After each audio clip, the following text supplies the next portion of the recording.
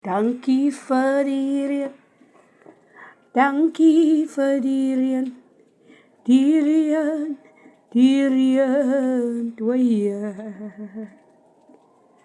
U weet wanneer ons die reën nodig het, dankie liewe Heer.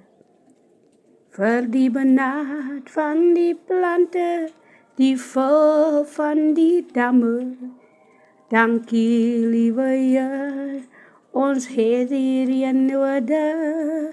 U sorg vir ons en u sorg vir die plante, dankie, dankie liewe Heer.